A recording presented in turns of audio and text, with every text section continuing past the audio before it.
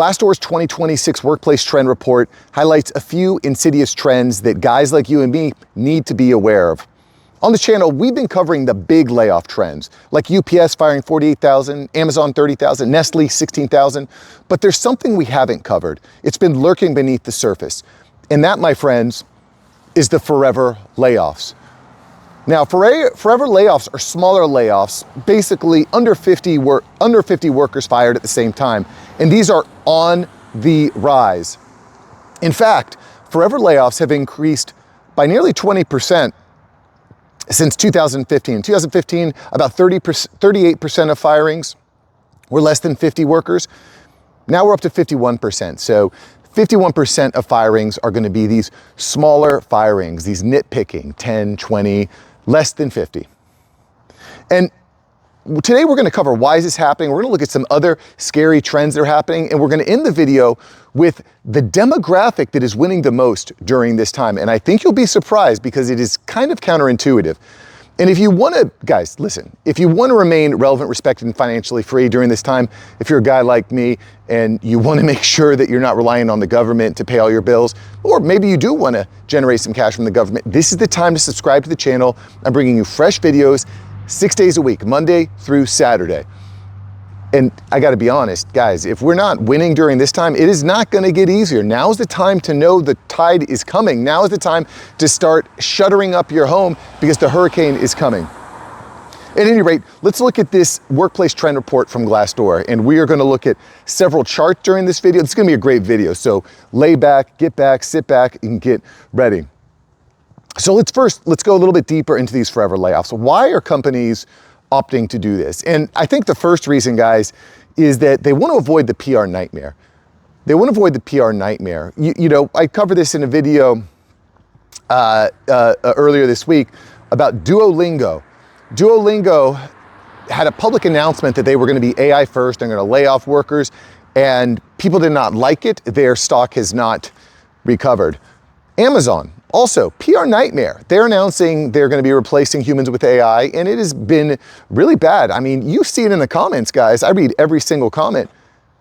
And guys in the comments are like, I'm not shopping at Amazon anymore. Screw them.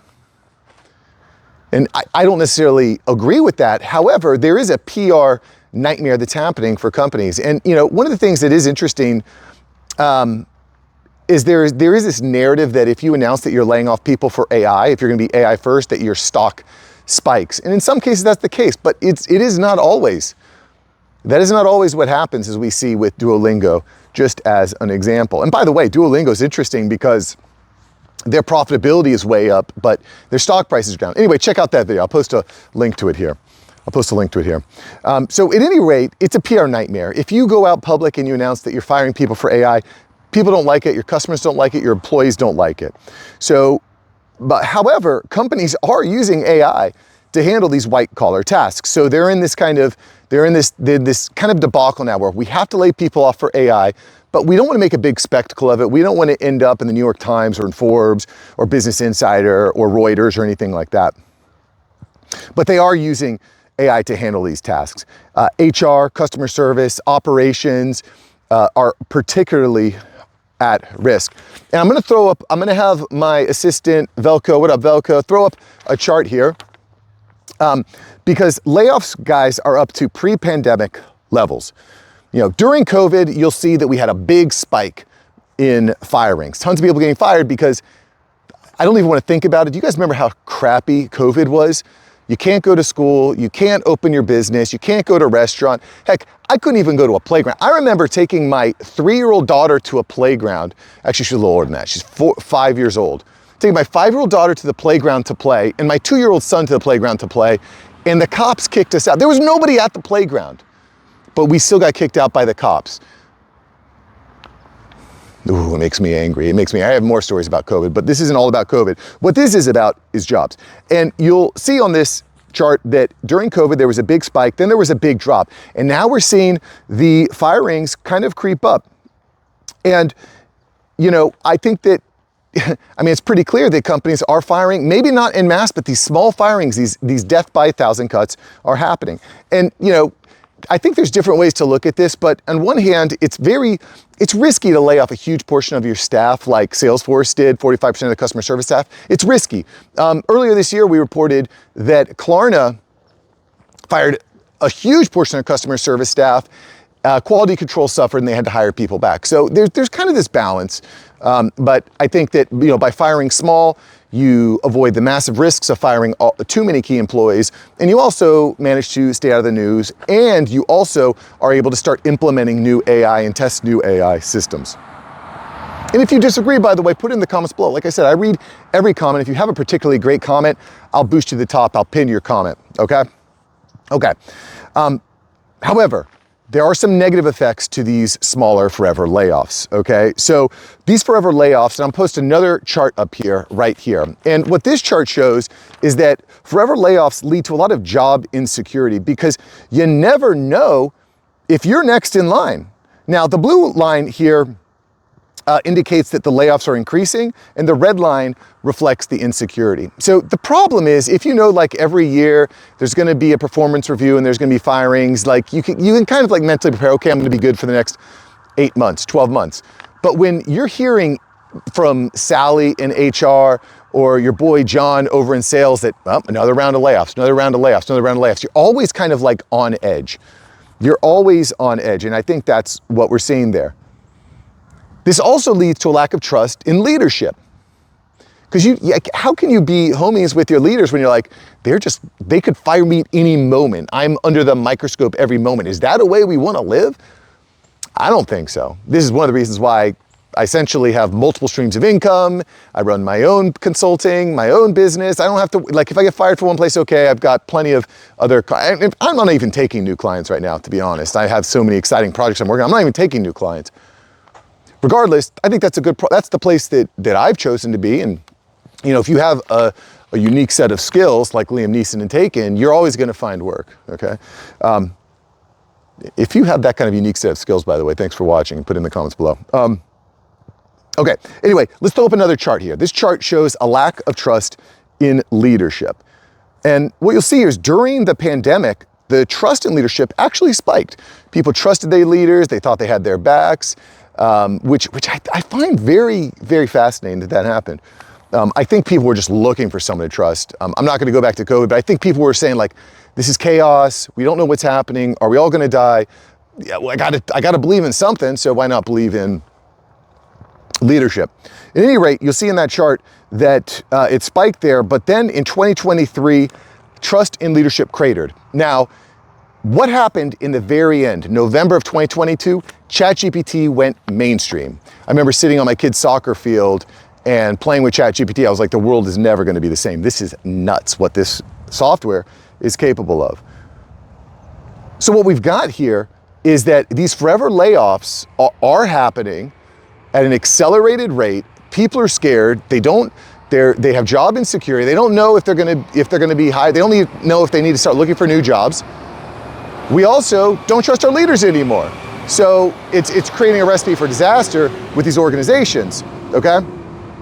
And here's the reality. All the business leaders, entrepreneurs, business owners, corporate, do you really want a workforce of people that are scared to take risks? Do you want a workforce of people that feel like their job is hanging on the balance? Do you want a workforce where your people don't feel empowered because they know and they understand that they could be fired at any moment?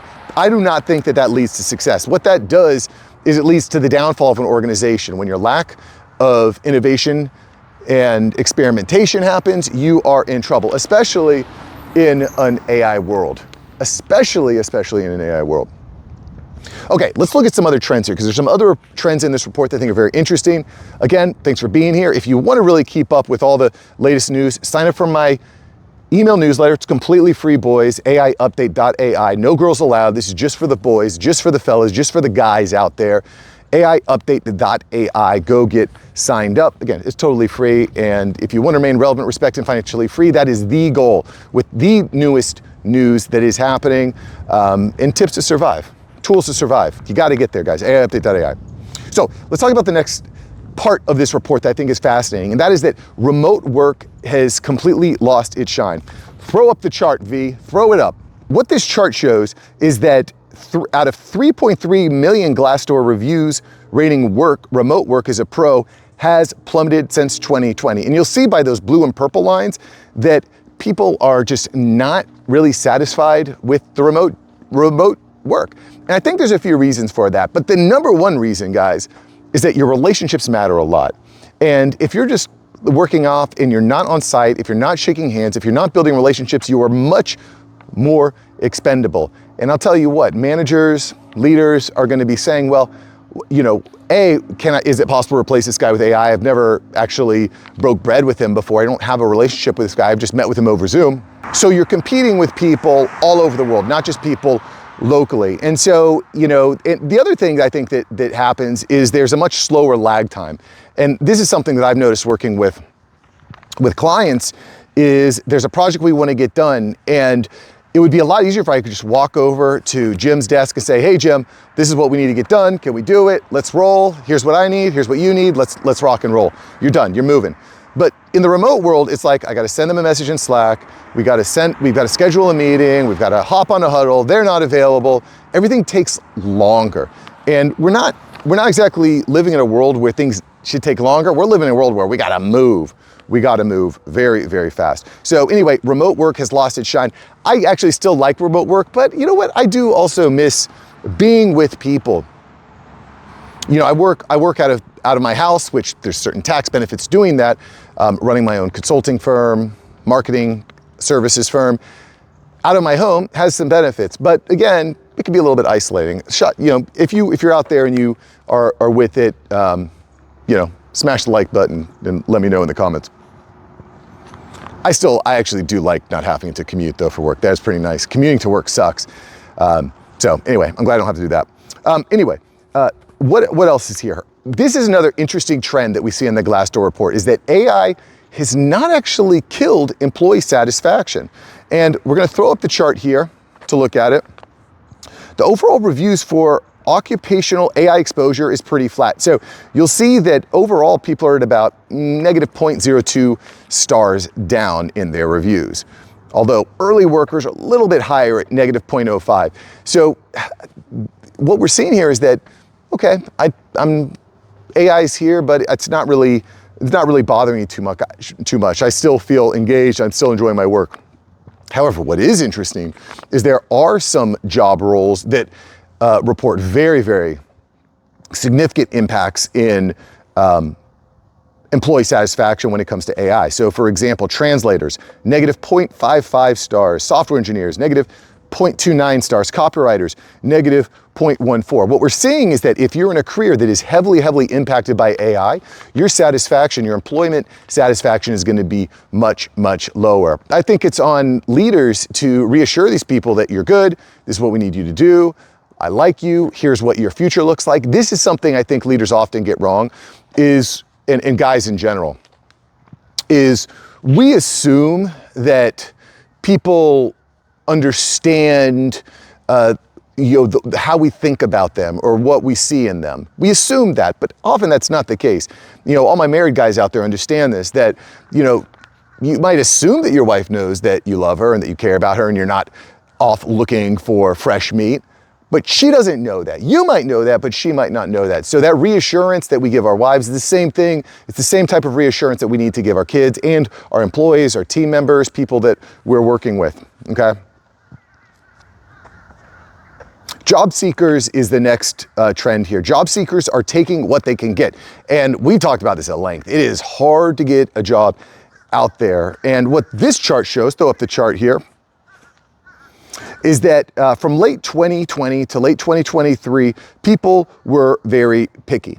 They're picky. They're saying, got a job offer, but you know, I'm waiting for something better. I'm waiting for something better. We got a lot of that going on. But what you can see in 2024 is that desire hits a cliff and people start saying, hey, I'll take anything I can get. This does, of course, put a lot more power in the employer's position because they're getting a lot of applications and they kind of have their pick of the litter. They can also pay less. They don't have to pay as much because they realize that you're more desperate. So keep that in mind. Keep that in mind. Now, what I think is also driving this is that hiring rates are at an all-time low. It's very, very, at a 10-year low. Hiring rates are at a 10-year low. It is very, very tough to get an interview. You're gonna see this all over the internet. And we actually covered this in a video. You can watch the video here.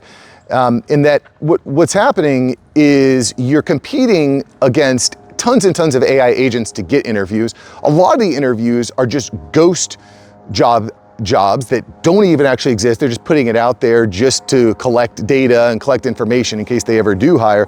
But what's happening is it's very hard to get an interview right now. So if you're actually to the stage in the interview and hiring process that you're getting an offer, you're probably going to take it because you've already submitted hundreds, if not thousands of resumes. You're finally getting an offer. It looks pretty good. You got to take something because you've been searching for so long. Let's give it a whirl. Let's give it a whirl. So those are some of the major trends. But the last major trend I want to touch on here, this major trend, is a little bit of a bright light. And what's interesting to me here is that young people are starting to get paid more. Now, it's very hard for you as a young person to actually find a job. We covered that this week, and the unemployment rate for young people is much higher than other demographics. However, young people are getting paid more when they get a job. So one thing I want to kind of hit here is that in 2021 to 2023, inflation hit an all-time high. And we're not going to get into why that is, but let's just leave it here. It was very, very high. Inflation was very high. In 2020 to 2022, inflation rose 6.8% annually, while wages only grew 4.9% annually. Just a quick side note, when's the last time you've asked for a raise? When's the last time you've asked for more responsibility? When's the time you've asked to use more AI in your job? When's the time you've asked, what can you do better to help your company and clients succeed? Guys, these are questions you need to be asking yourself right now if you want to get paid more. At any rate, throw up the chart, V. Throw up the chart. Let's look at this chart here because workers in year, what we're going to see in this chart is that workers in years 0 to 4 are getting paid more. There's a 25% increase in how much they're getting paid since 2020. So I think what we're seeing here is, you've got to stand out. You've got to speak well. You've got to know tech. You've got to be ambitious. You've got to know how to look an adult in the face and shake their hand. These are important things. And, this is always kind of the promise of the career ladder is I want to hire young people who are ambitious, they're hungry, they have energy, and they're going to help drive my company forward now, but also into the future. I'm always looking for the next cream of the crop. The challenge here is, are you able to get through the weeds and get to that point? So, listen, I'm not in my early 20s anymore. Surprise, surprise. But I have kids that are rising up in this, and so listen, dads out there, you gotta teach your kids young how to speak to adults, how to understand their value, how to communicate, because the reality is, when you see that most kids can't get jobs, it's because they don't know how to communicate. It's because they're living in a Minecraft DM 6-7 type of world. You gotta raise them. I saw something the other day I think was really great. And basically what this dad does is every time he goes to a restaurant, his kids or one of his kids orders for the entire table. And that teaches the child how to look the adult or look the server in the eye, how to communicate, how to ask questions, how to answer questions. Really, really important skills when it comes to the workplace. So if you listen, if you want to raise kids that are going to remain relevant, respected, and financially free, if you want to remain relevant, respected, and financially free, I hope this video gives you a little bit of backstage pass into what's happening, because Glassdoor, they're looking at millions and millions and millions of employees and seeing how they're interfacing with leadership, interfacing with AI. Now's the time, guys, because the layoffs are not going to stop. I have another video that I'm working on for tomorrow. Hopefully it'll be out tomorrow on how salespeople are being replaced by AI. It is pretty shocking what's happening there. We'll cover that tomorrow. In the meantime, thanks for watching this video. You gotta watch yesterday's video where we talk about what happened at Duolingo. This is the world's largest language training system, and it is shocking what's happened over there when they became AI first. And if you're not AI first, you are last. I'm telling you guys, this is coming. This is not like, I just want to shake people. You know what I'm saying? And if you're following this channel, if you're subscribed to this channel, you understand that this is happening. It's very impactful. It might not seem like it's huge now, but it is only going to accelerate, guys. These companies are going to be looking at profits. They're going to be looking at efficiency. They're going to be looking at what does the future of humanity look like, and AI and robotics are going to play a major, major role in that. Thanks for subscribing to the channel. Check out yesterday's video on Duolingo. You'll be shocked, and I'll see you there, boys. Peace.